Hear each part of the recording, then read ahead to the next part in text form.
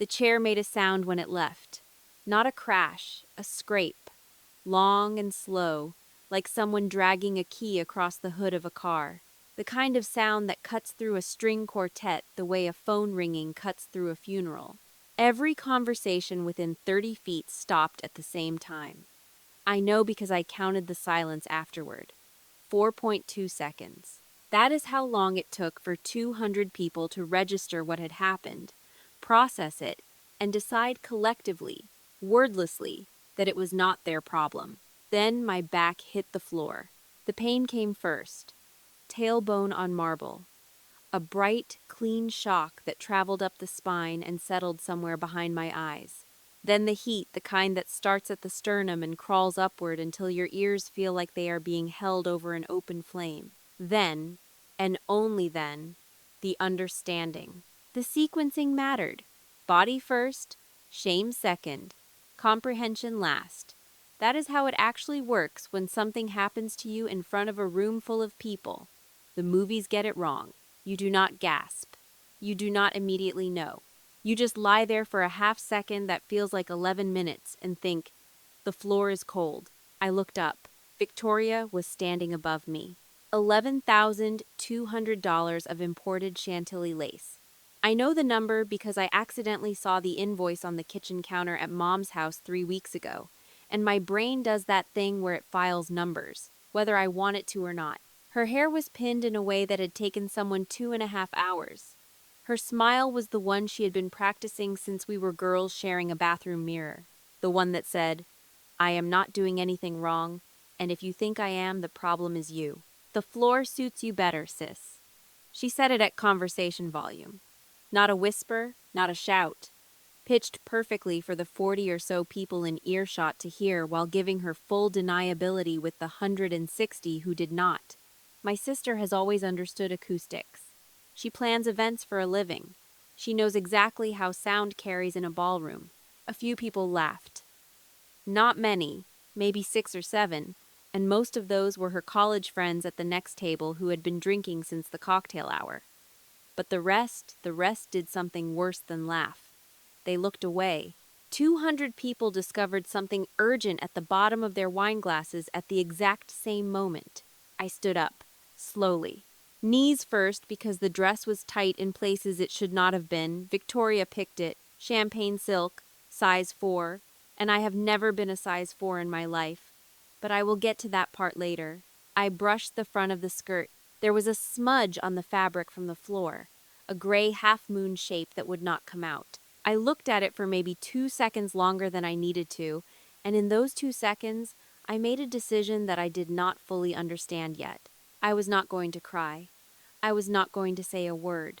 I was going to walk out of this ballroom. And I was going to do it with my spine straight and my face dry and my heels clicking on the marble at a pace that said I chose to leave. You did not push me out. So I did. I made it 9 steps. I counted. That is what I do when things go wrong, I count. Steps, seconds, dollars, the number of times someone says your sister's name at a dinner table versus the number of times they say yours. 14-0, if you were wondering. But I will get to that too. 9 steps toward the exit. And then a voice behind me said something that changed the rest of the evening, and possibly the rest of the year. And I am not being dramatic. I am being precise, possibly the rest of my life. But before I tell you what he said, I need to tell you how I got here. Because this story did not start with a chair being pulled out from under me at my sister's wedding in Greenwich, Connecticut on a Saturday in October. It started 2 years earlier, at 1:47 in the morning, in my apartment in Stamford, with a cold cup of coffee and a phone call from a man I had never met whose company was 17 hours away from a federal audit that would have put him in prison. I did not know his name then. I know it now. It was written on the wedding program in gold foil, Andrew Drew Callahan. The groom. 2 years before the chair, I was sitting on the floor of my apartment in Stamford at 1:47 in the morning with a calculator, a legal pad, and a cup of coffee that had gone cold sometime around 11. The coffee had a film on top. I remember that because I kept almost drinking it and then stopping when my lip touched the surface and I could feel that the temperature was wrong. Your body knows before your brain does. That is true for coffee, and it is true for a lot of other things. My phone rang. Not my personal phone, my work line. The firm's after-hours system, which routes emergency client calls to whoever is on rotation. That week, it was me. I need to speak to someone in forensic compliance. Now, tonight. The voice was male, mid-30s, and doing a very controlled version of panic. The kind of calm that sounds expensive, like the person has spent years in rooms where losing composure costs money. But underneath it, the breathing was wrong. Too fast. Too shallow. "This is M. Bellamy," I said. "I am the analyst on rotation. What is the nature of the issue?" He told me. His name was Drew Callahan. He was the CEO of Callahan Logistics, a tech-forward supply chain company he had built from a two-person operation in a rented office in Bridgeport to a firm valued at roughly $20 million. That afternoon, his new head of operations had found irregularities in the financial records transactions that did not match invoices, vendor payments going to shell companies, a pattern that looked an awful lot like someone had been siphoning cash through fabricated purchase orders for at least 18 months. His former CFO, who had left 3 months earlier for a position in Florida, and here was the problem. Callahan Logistics had a federal compliance audit scheduled for 9 o'clock the following morning. If the auditors found what Drew's operations head had found, and they would find it, because federal auditors are good at exactly this, Drew would be held personally liable as CEO for financial irregularities on his watch. Best case, massive fines, company restructuring, years of legal proceedings. Worst case, criminal indictment, fraud charges, prison. He had 17 hours. I spent 3 of those hours on the phone with him. I walked him through the documentation he needed to compile original ledgers, bank statements, correspondence with the former CFO, board meeting minutes, internal audit trails. I told him what to flag, what to disclose proactively, and how to frame the narrative, not as a cover-up discovered, but as internal fraud detected and reported by the current management team. There is a significant legal difference between the two. The first one gets you indicted. The second one gets you a cooperation credit. At 4:22 in the morning, I remember the time because I looked at the microwave clock when I finally stood up to make fresh coffee. I sent him a preliminary forensic analysis with a remediation framework. Attached. 14 pages. I wrote it on my kitchen floor with a legal pad balanced on a textbook because my desk was covered in tax returns from another client. He thanked me. His voice had changed by then. The controlled panic had downshifted into something quieter, tired, grateful in the way people are grateful when they understand how close they came. "I don't know how to repay you for this," he said. "I mean that. You'll get our invoice," I said. He laughed. It was the first time he had laughed all night. Then he said, "I am going to remember your voice." That calm, it sounded like you had already solved it before I finished explaining the problem. I did not tell him that is just how I sound, that my sister says it makes me boring at dinner parties. The federal audit came and went. Callahan Logistics cooperated fully. Drew was cleared. The former CFO was charged. The company survived. Our firm received a very polite email from Drew Callahan 2 weeks later. "M. Bellamy saved my company and probably my freedom. I owe her everything. Please pass along my gratitude." My supervisor forwarded it to me with a smiley face. I saved it in a folder I keep for the days when I feel like nothing I do matters, which is more days than I would like to admit. I never met Drew, never saw his face. I did not even Google him, which in retrospect seems odd, but at the time I was already 2 assignments deep into the next quarter, and the Callahan file was closed. He was a voice at 1:47 in the morning, and an email and a folder on my desktop labeled "When It Mattered." That was 2 years ago. In those 2 years, my sister Victoria met a man at a networking event in Manhattan, a self-made tech CEO, charming, good-looking in a way that photographs well, She called Mom before she called me. That is how it always works. The information flows from Victoria to Mom to Dad to, eventually, Margot, and when the news reached me, it was already filtered through two layers of excitement that did not include my input. Victoria's boyfriend runs a $20 million company, Dad told me at Thanksgiving. This was 6 months after the audit. She really knows how to pick them. What does the company do? I asked. Something with logistics. Tech logistics. She says he's brilliant. I nodded. I ate my green beans. I did not say anything. Because here is the thing about my family. When they talk about Victoria, they use words like brilliant and accomplished and magnetic. When they talk about me, they say, Margot does something with numbers. That is the exact phrase. My mother has used it at 3 consecutive Thanksgivings. I have a master's degree in forensic accounting and a certification in financial crime analysis. I have helped put 4 people in prison and kept 2 others out. But to the Bellamy family, I do something with numbers, and Victoria plans events, and one of those things gets you seated at the head of the table, and the other one gets you asked to help clear the dishes. It was Ruth who said it.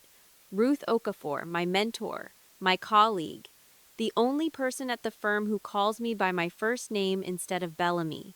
We were in her office, 3 weeks after Thanksgiving, and I was telling her about the dinner and the green beans and the way my father said logistics like it was a word he had just learned. Ruth leaned back in her chair. She has a way of looking at you over her reading glasses that makes you feel like you are being audited by someone who has already found the discrepancy and is just waiting for you to find it yourself. Margot, she said, the problem with doing important work quietly is that quiet people get erased from the story. I laughed.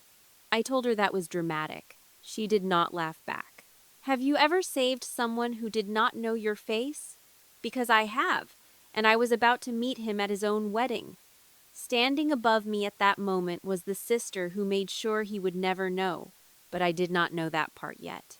Not until the invitation arrived. Victoria called me on a Tuesday in March. I know it was Tuesday because I was eating leftover pad thai from Monday and watching a documentary about financial fraud at the Theranos Corporation, which is what I do for fun. And yes, I know what that says about me. I need you at the wedding, she said. No, hello. No, how are you? Victoria does not waste words on preamble when she wants something. It is one of the few things we have in common. When is it? October 11th. Greenwich. The Whitfield Estate. She said the name the way some people say the Ritz, like you were supposed to already know it and be impressed. I did not know it. I Googled it later. A converted 19th century manor house on 14 acres with a ballroom that seats 250 and a starting rental fee that I will not repeat because my blood pressure is a personal concern. I will be there, I said. Good. Mom would notice if you were not. Not I would notice. Not it would mean a lot. Mom would notice. The logistics of absence, not the desire for presence. I filed the distinction the way I file everything automatically, without deciding to. Over the next 3 weeks, Victoria sent a series of texts that read less like wedding coordination and more like a deployment briefing. Dress, champagne silk, empire waist, from a boutique on Madison Avenue. She had already ordered it. Size 4. I stared at that text for a long time. I am not a size 4. I have not been a size 4 since I was perhaps 15, and going through a phase where I forgot to eat lunch because I was reading forensic accounting textbooks in the school library during the break. Victoria has known my measurements since we were teenagers, standing side by side in front of the same bathroom mirror, her pinching the skin above my hip and saying casually, the way you might comment on the weather, "You would be so pretty if you just tried." Size 4. As if 4 was a personality trait and not a number on a tag. I called the boutique. They could let it out. I did not call Victoria to ask why she had ordered the wrong size, because I already knew the answer. She had not ordered the wrong size. She had ordered her size. For me. because in Victoria's version of reality, I am an extension of her aesthetic, and extensions do not get to have their own measurements. Then the seating chart arrived, a PDF in a group text to the wedding party. I found my name at table 14, a six-top near the kitchen entrance, seated between Victoria's college roommate's husband and someone listed only as Todd Drew's cousin. Of the family table, table 1, center of the room, directly facing the head table, had Mom, Dad, Aunt Claire, Uncle Martin, and two of Drew's relatives I had never heard of. I was not at the family table. I texted Victoria. I think there is an error on the seating chart.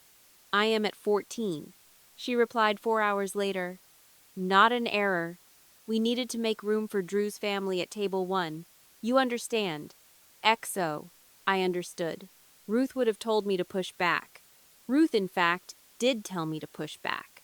I called her that Thursday and read the text aloud, and Ruth made a sound that was somewhere between a laugh and a judicial objection. She put you at a table by the kitchen, Ruth said, with a question mark Todd. Question mark Todd seems fine. Margot. Why do you keep showing up for people who keep pushing you into corners? She is my sister. That is not an answer. That is a habit. I did not respond to that because Ruth was right, and I did not want to agree out loud because agreeing would mean I had to do something about it. And doing something about it meant disrupting a system I had spent 28 years learning to navigate by making myself small. So instead, I did what I always do when I am feeling something I do not want to name. I opened my laptop and I researched. The groom. Drew Callahan. Victoria had mentioned his company a few times, tech, logistics, something she described as complicated but lucrative, but she had never said the name. I had never asked. There had been no reason to connect Victoria's boyfriend with a closed file on my work desktop.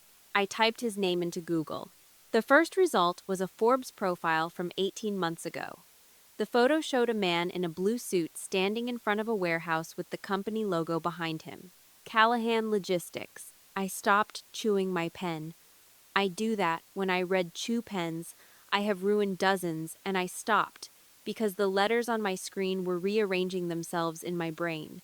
Not literally, but the feeling was like that, like a spreadsheet where a column you thought was decorative turns out to be the key to the entire formula. Callahan Logistics. The company I had saved at 1:47 in the morning.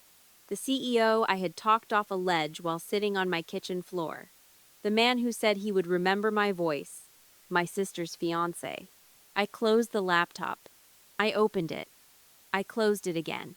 I made a fresh cup of coffee and sat with it until it went cold, which for me is a form of meditation. I did not call Victoria. I did not call my parents. I did not call Ruth, though I almost did, twice. Because here is the thing. If I told them, what would happen? Victoria would find a way to make it about herself. Mom would say how interesting and then ask about the seating chart. Dad would nod and change the subject.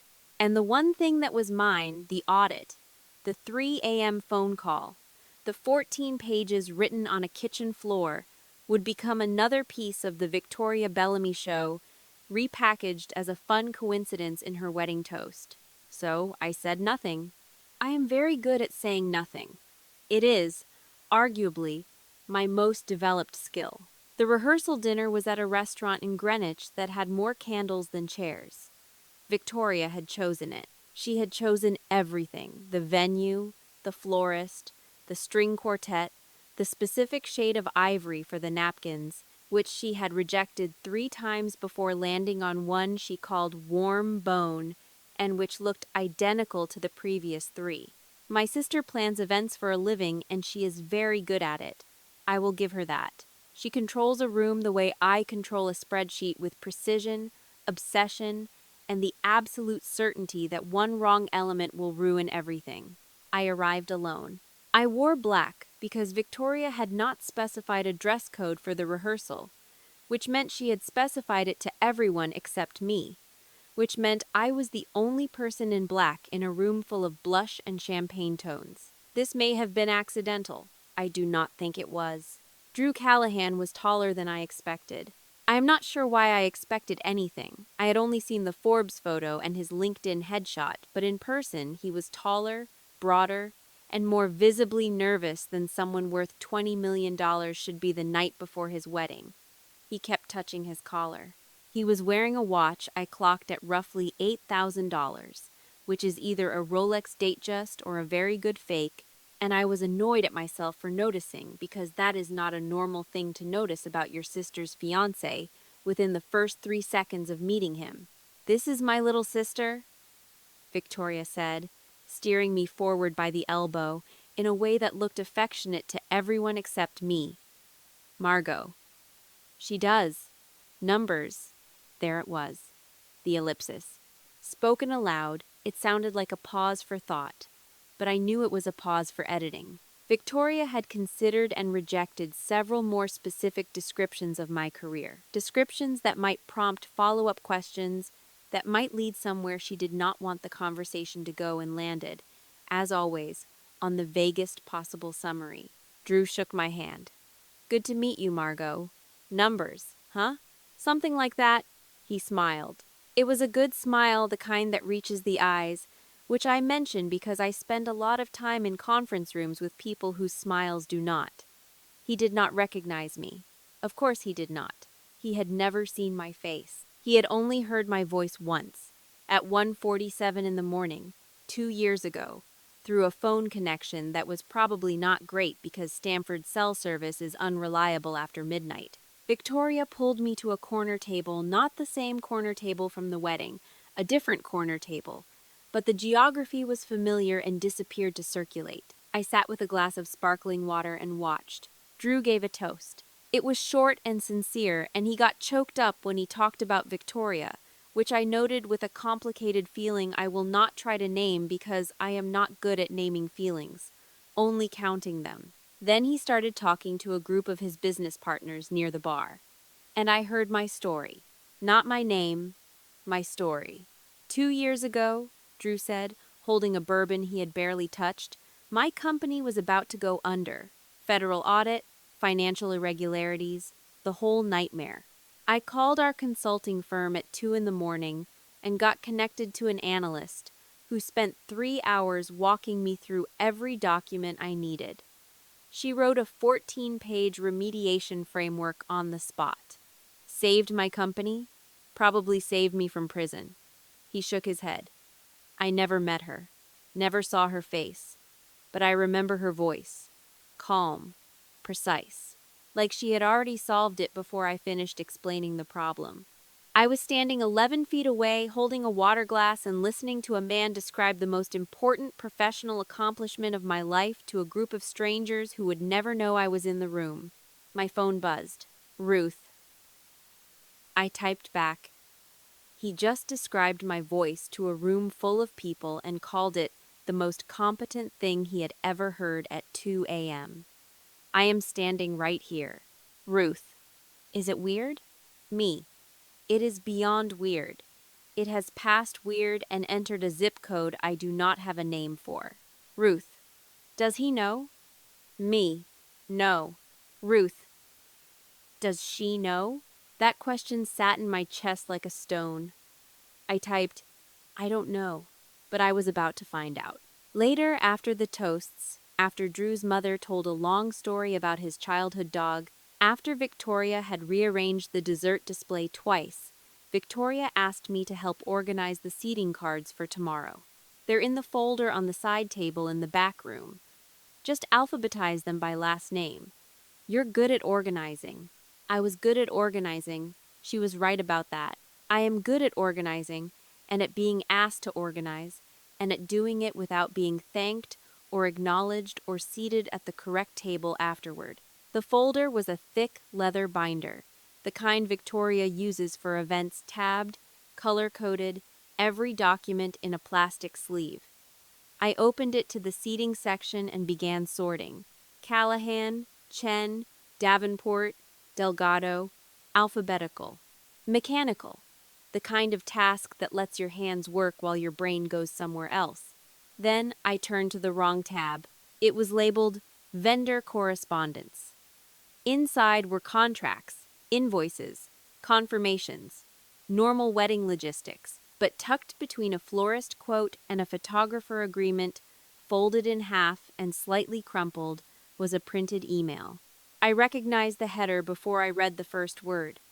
It was from our firm's administrative system, the standard template, the logo in the top left corner, the gray bar with the date and routing information. It was the email Drew had sent to the firm 2 years ago, the one thanking M. Bellamy, the one I had saved in a folder on my desktop. Victoria had printed it. The forwarding timestamp showed she had sent it to her personal email 14 months ago, 6 months after she started dating Drew, which meant she had seen it, which meant she had read the name, which meant she knew. M.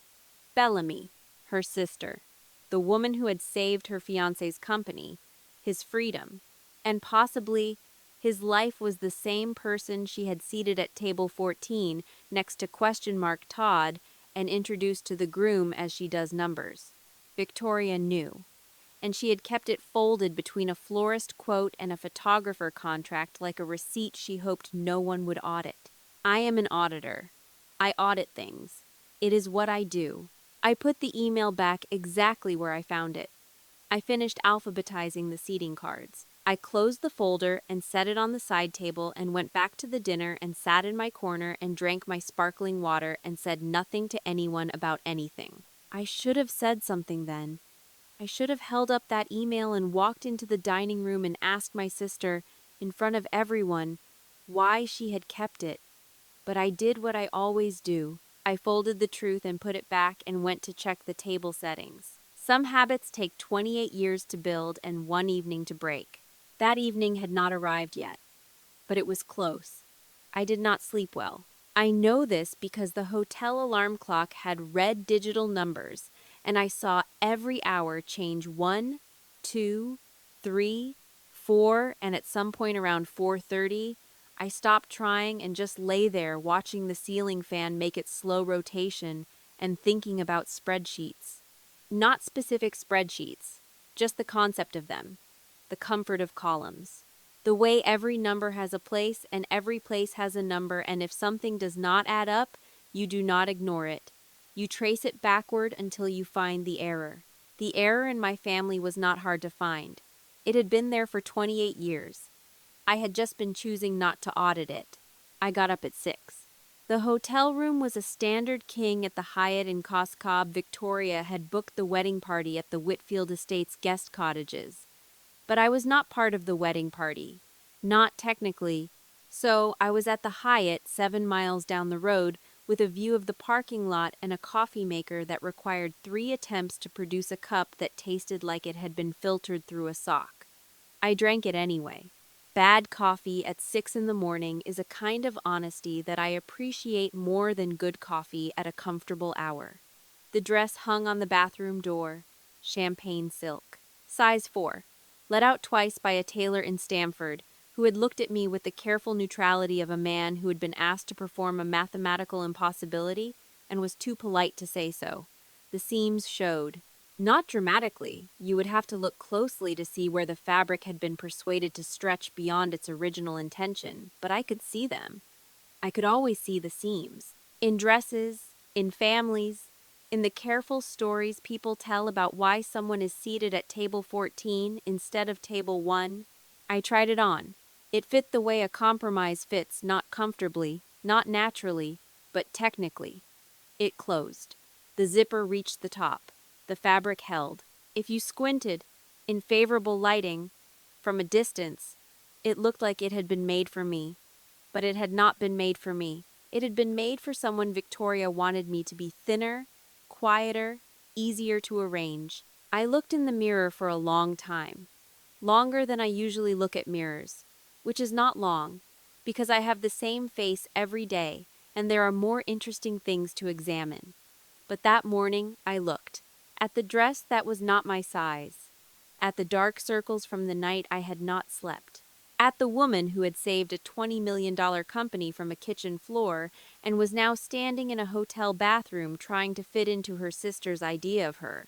I called Ruth. She answered on the second ring, which meant she had been awake and waiting. Ruth does that. She does not ask if you are going to call. She just stays available. It is a form of generosity that I did not appreciate properly until I realized that no one in my family had ever done the same. Tell me, she said. I told her. Not about the dress or the mirror or the coffee, about the email, the one in Victoria's folder. The one that proved she had known for 14 months that her sister had saved her fiancé's company and had decided, deliberately and with premeditation, to keep that information folded between a florist quote and a photographer contract. Ruth listened. She did not interrupt. When I finished, she was quiet for 6 seconds, I counted, and then she said, "So what are you going to do?" "I am going to go to the wedding. And? And sit at table 14. And? And smile and drink the champagne and fly home Monday morning. And that's it. That is the plan." Ruth exhaled. It was not a sigh. Ruth does not sigh. She exhales with editorial intent. "Margot, that has always been the plan. Every Thanksgiving, every birthday, every time Victoria took credit for the casserole you made, every time your mother introduced you as the one who does numbers, every time your father talked about Victoria's career as if it was the only career in the family. The plan is always the same. Be quiet, be good, go home. Fold yourself into a size 4 and hope that someone notices you are suffocating. That is not. It is exactly what you do. And you call it dignity. You call it keeping the peace. You call it being the bigger person. But I am going to say something to you that I have wanted to say for 3 years, and you are going to be angry with me, and I am going to be okay with that. I gripped the phone. My knuckles were white. I could see them in the mirror, the wrong size dress, and the white knuckles and the dark circles all reflected back at me like an exhibit. You are not being dignified, Margot. You are being invisible. And there is a difference. Dignity is choosing not to retaliate. Invisibility is choosing not to exist. And you have been choosing not to exist in your own family for so long that you have gotten confused about which one you are doing. The words hit somewhere behind my sternum. Not like a punch, more like a key turning in a lock I had not known was there. The kind of sensation where your body understands before your brain catches up. I sat down on the edge of the bathtub. The porcelain was cold through the champagne silk. I could feel the let-out seams pressing against my ribs. "I do not know how to do it differently," I said. And that was the truth. Not the polished, analytical truth I am comfortable with, the messy one. The one that smells like bad hotel coffee and sounds like a woman sitting on a bathtub in a dress that does not fit, admitting to the only person who listens that she does not know how to be seen. Ruth's voice softened. "Not much. Ruth does not do soft, but the edge rounded. You do not have to do anything differently. You do not have to make a scene. You do not have to confront Victoria, or tell Drew, or stand on a table and announce your resume. That is not what I am asking." "Then what are you asking?" "I am asking you to stop lying. Not to them. To yourself. Stop pretending that being erased is the same as being strong. Stop pretending that table 14 is fine. Stop pretending that a size 4 dress that does not fit is not a message about exactly how much space your sister thinks you deserve to take up in the world." The ceiling fan in the bedroom was still turning. I could hear it through the open bathroom door. Slow, rhythmic, indifferent. The way the world keeps turning while you sit on a bathtub and realize that the person you have been performing for 28 years is not who you actually are. "What if someone asks me who I am?" I said. "Then you tell them. That simple? Margot, you have spent your entire life being the person who does not volunteer information, who does not correct the record. Who lets Victoria say she does numbers and smiles instead of saying, 'I have a master's in forensic accounting and I once prevented a federal indictment at 2 in the morning from my kitchen floor?' I am not asking you to attack. I am asking you to stop deleting yourself from your own story." I looked at the mirror again. The dress, the seams, the woman inside both. I am going to go to my sister's wedding, I said, and if someone asks me who I am going to tell them. Ruth. And if no one asks? A pause, long enough for the ceiling fan to complete 2 full rotations. Then maybe I will tell them anyway. Ruth did not say anything for a moment.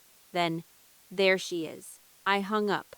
I brushed my teeth. I put on the shoes Victoria had specified, nude pumps, 3 inches, which I can walk in, but not comfortably, which is perhaps the most accurate metaphor for my entire relationship with my sister. I looked at myself one more time. The dress was still the wrong size. But for the first time, I did not think the problem was me. If you were me standing in a hotel bathroom in a dress that was never meant to fit, holding a secret that could change a wedding, knowing that your sister had deliberately erased you from the one story where you mattered most, would you stay? Tell me, because I almost did not. The ceremony was at 4. 212 guests, string quartet, imported Chantilly lace, and one chair that, in about 90 minutes, was going to complete a circle that started on a kitchen floor in Stamford at 1:47 in the morning. I picked up my clutch. I checked out of the Hyatt, and I drove to the Whitfield estate at exactly 3:15, because I am the kind of person who arrives 45 minutes early to things, even things that are going to hurt. The ceremony was beautiful. I want to be clear about that because the rest of what happened makes it easy to forget. And I am someone who believes in accurate reporting, even when the facts are inconvenient. The Whitfield estate looked like something out of a magazine late afternoon light, coming through the tall windows. White roses in crystal vases, the string quartet playing something by Pachelbel that I could not name but that made the kind of sound your chest recognizes before your brain does. Victoria walked down the aisle in $11,200 of Chantilly lace, and she looked, objectively, stunning. Drew cried when he saw her. Real tears, not performative ones, the kind where the jaw tightens first and then the eyes follow, because men who are used to controlling rooms do not know how to control their faces when something hits them sideways. I sat at table 14.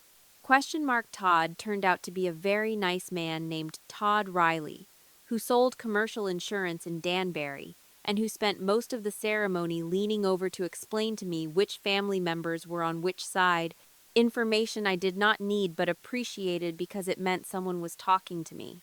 The reception started at 6:30. Dinner was a choice of salmon or short ribs. I had the salmon. It was good. I mention this because it is the last moment of the evening that felt normal. Then the speeches began. Dad went first. He stood up with a glass of champagne and a folded piece of paper and spoke for 4 minutes and 11 seconds. I know because I timed it on my phone under the table, not to be petty, but because timing things is what I do when I am trying not to feel something.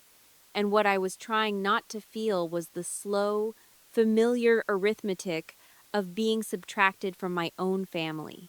He mentioned Victoria 14 times. He mentioned her career, her beauty, her natural ability to bring people together. He mentioned Drew 6 times. He mentioned Mom twice, Aunt Claire once, the family dog, who has been dead for 3 years, once. He mentioned me 0 times, 14-0. I had predicted the exact ratio at the rehearsal dinner, and I hated that I was right.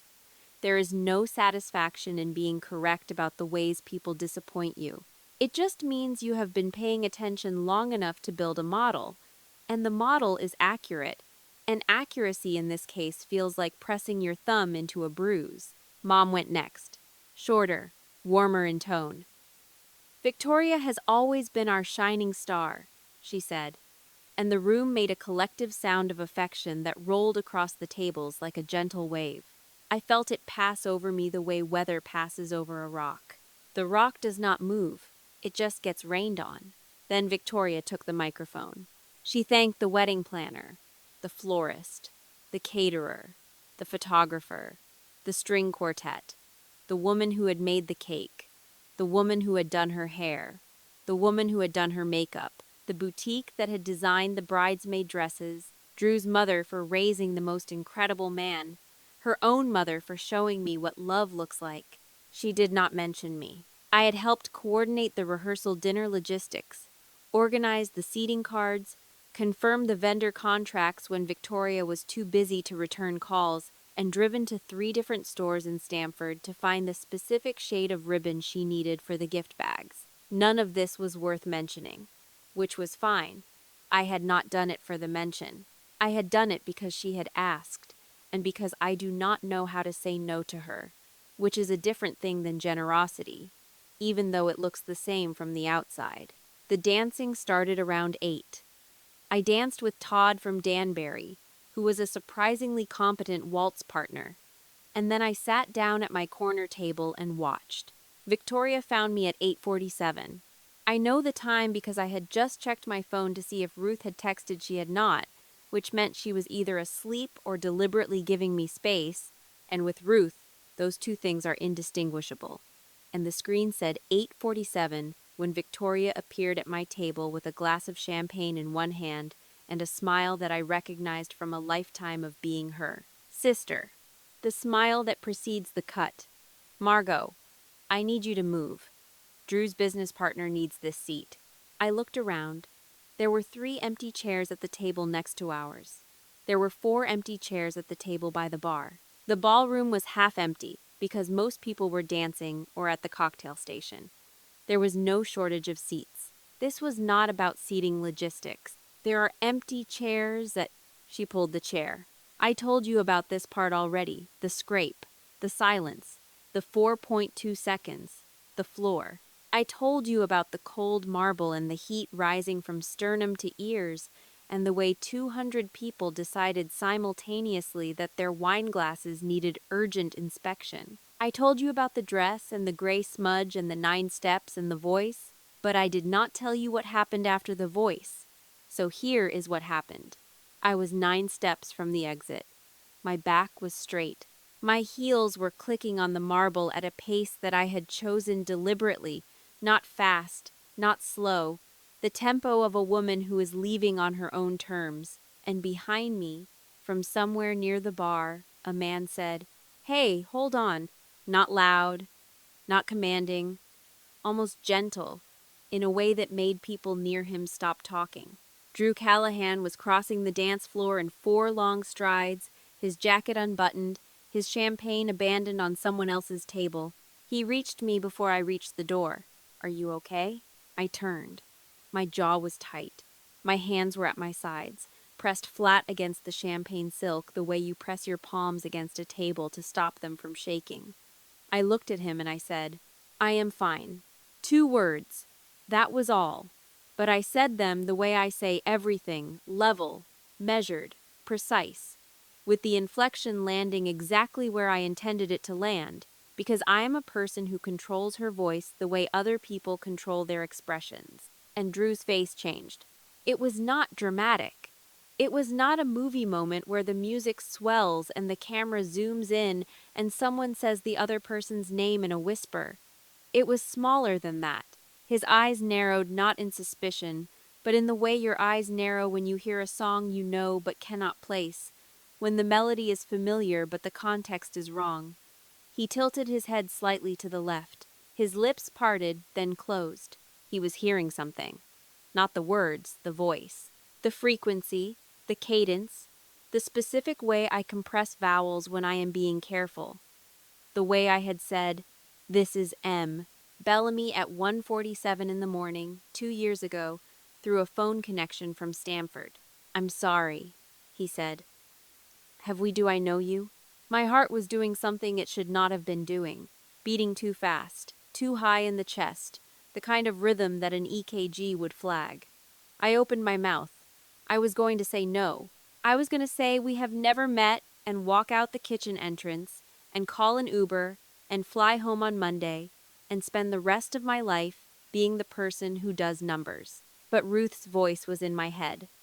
"Stop deleting yourself from your own story." Before I could answer, Victoria was there, materialized the way she always does when the spotlight drifts drawn to it the way certain insects are drawn to light, except the insect does not usually grab the light by the elbow. "Babe, calm. The photographer needs us for the sparkler exit." She hooked her arm through Drew's and tugged. Not hard. Just enough. The way you steer a shopping cart away from an aisle you do not want to go down. Drew looked at me for one more second. Then he let himself be steered. Sorry, he said over his shoulder. I hope you are okay. I watched them cross the dance floor. Victoria leaned into him and whispered something and laughed. Drew did not laugh. I walked out through the service corridor, past the kitchen, past the caterers loading sheet pans into warming racks, past a busboy who nodded at me like I was staff, which, given everything, felt appropriate. The parking lot was October cold, the kind of cold that hits the exposed parts of your arms and reminds you that you are alive, which is information I needed at that particular moment. I stood by the valet stand. I took off my shoes because the nude pumps had raised blisters on both heels, and standing on cold asphalt in bare feet felt more honest than standing on marble in borrowed shoes. I held my phone and I did not call anyone. For the first time in my life, I did not want to disappear. I wanted to be found. He found me 20 minutes later. I was standing by the valet stand with my shoes in one hand and my phone in the other, watching the Uber app estimate 17 minutes and wondering whether the $38 to Manhattan was a reasonable price for dignity or if I should just call Ruth. Drew came through the side door, not the main entrance. The service door, the one I had used, and he was alone. No Victoria, no photographer, no sparkler exit. He stopped about 6 feet away, close enough to talk, far enough to give me space. It was the distance of someone who has been in enough boardrooms to know that proximity is a negotiation tool, and he was choosing, deliberately, not to use it. I need to ask you something, he said, and I need you to be honest with me. I am generally honest. Your sister said you work in compliance. Forensic work. At a consulting firm. He was watching my face the way I watch a balance sheet, looking for the number that does not match. Which firm? I could have lied. I could have named a different firm. I could have said I was between positions. I could have done what I always do, fold the truth and put it back between the florist quote and the photographer contract. But Ruth's voice was still sitting behind my sternum. Stop deleting yourself from your own story. I said the name. Our firm. The real one. Drew did not react the way I expected. He did not gasp. He did not step back. He went very still, the kind of still that looks calm from the outside but is not calm at all. The kind of still a building goes before the controlled demolition, when all the charges are set and the engineer is just waiting for the math to catch up with gravity. M. Bellamy, he said. It was not a question. It was a key turning in a lock. The same lock I had felt in my chest that morning on the bathtub. Except this time it was turning in his. Yes. He sat down on the stone steps. Not collapsed, lowered. The way you lower yourself into cold water, slowly, knowing it will hurt but needing to be all the way in before you can process the temperature. He put his elbows on his knees and his hands over his face, and he stayed like that for what I calculated was 11 seconds, but which felt like the entire month of October compressed into a single exhale. You are the one who saved my company, he said through his hands. The 2 a.m. call, the 14-page framework, all of it. It was my job. He dropped his hands. It was not your job.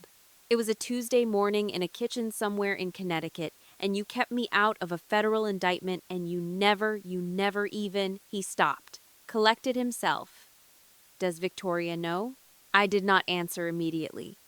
I thought about the email in the folder, the timestamp, 14 months. The deliberate, archival precision of someone who had found a fact she did not want to exist and had filed it where no one would look. She has known for 14 months. The parking lot was very quiet.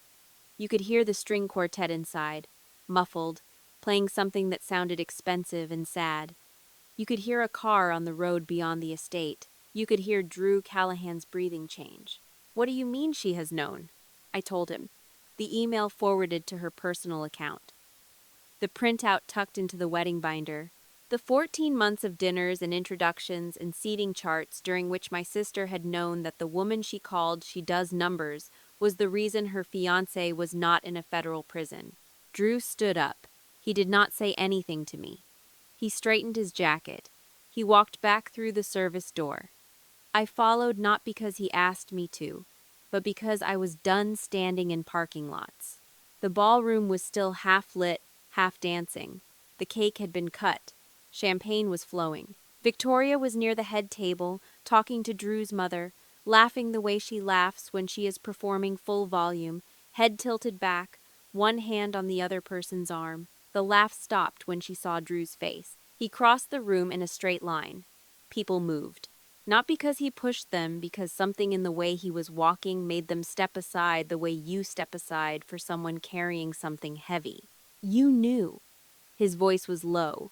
Not a whisper, something below normal conversation but above silence. Pitched at exactly the frequency that carries across a quiet room without sounding like it is trying to.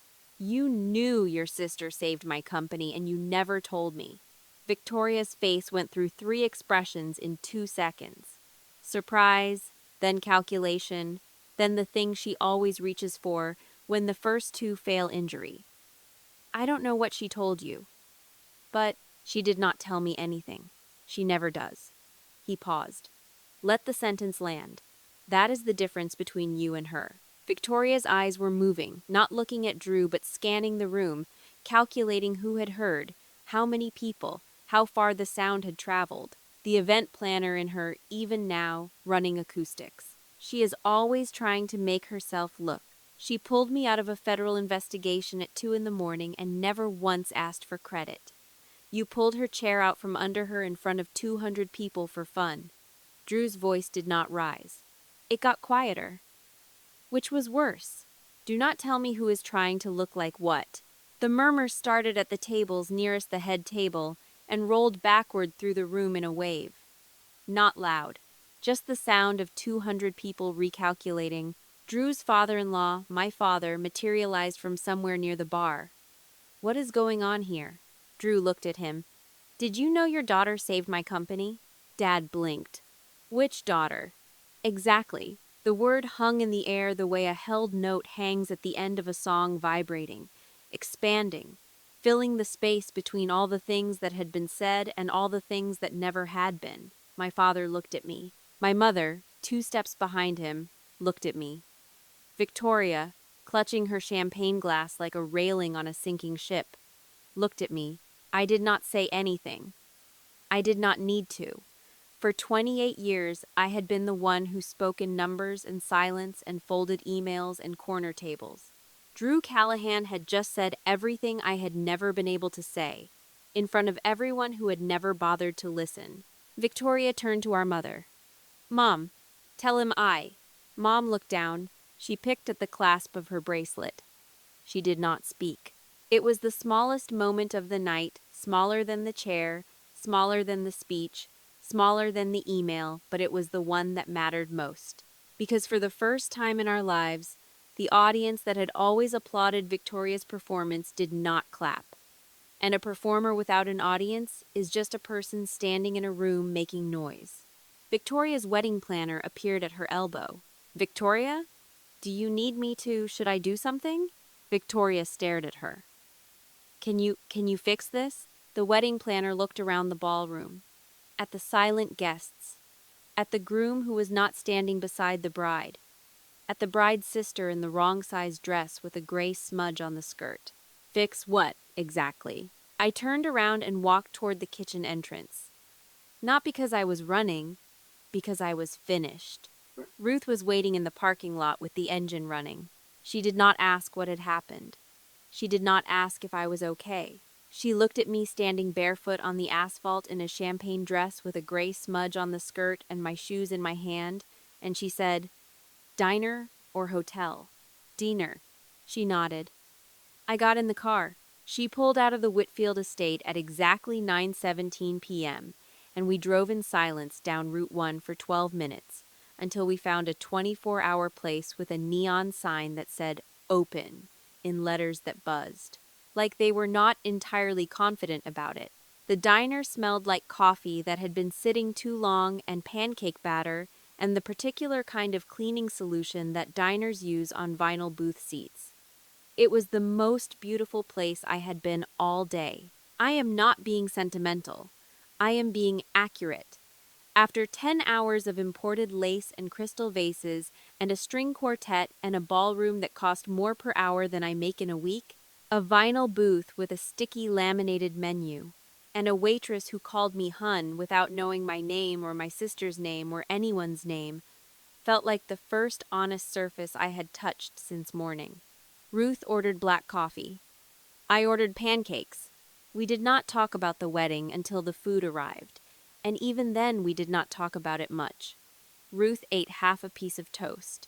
I ate 3 pancakes and thought about the fact that they were better than the salmon, which had cost roughly 40 times more per plate, and there is probably a lesson in that about the relationship between price and value, but I was too tired to formulate it properly. My phone was face down on the table.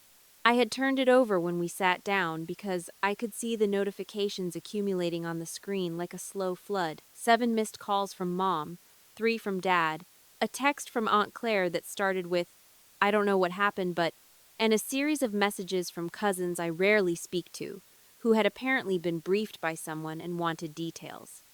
Victoria had not called. Victoria had not texted. The silence from her was louder than all the rest combined. There was one message I read. From Drew. Sent at 9:41 p.m. I am sorry. For all of it. For the chair, for the introductions, for the 14 months she kept you folded in a binder. And thank you again for what you did 2 years ago. I meant what I said then, and I mean it now. I owe you everything. If there is anything I can ever do, the offer has no expiration date. I read it twice. I did not reply.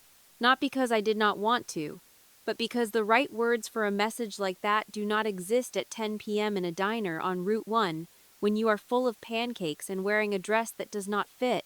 Some replies need distance. I would write back on Monday, from my apartment, in my own clothes, at my own desk, in my own time. Ruth sipped her coffee. What happened after I stopped getting updates? I told her. The parking lot, Drew's question, the firm's name, the confirmation, the ballroom, the power dialogue that I did not participate in but that felt, somehow, like the first conversation my family had ever had about me that was accurate. He said, "Which daughter?" I told her. "My father." When Drew asked if he knew his daughter had saved a company, he said, "Which daughter?" Ruth set her cup down. And what did Drew say? Exactly. Ruth was quiet for a moment. Then she smiled. Not a big smile. A Ruth smile, small, precise. The kind of smile that is really an acknowledgement that something has shifted and the shift is permanent. "How does it feel?" she asked. I thought about it. I actually thought about it, which is unusual for me because I normally answer questions about feelings with numbers or deflections or both. "Quiet," I said. But a different kind of quiet. She understood. She always does. The quiet of before was the quiet of absence, the sound a person makes when they have removed themselves from every room they enter. The quiet of now was the quiet of completion, the sound a number makes when it finally balances.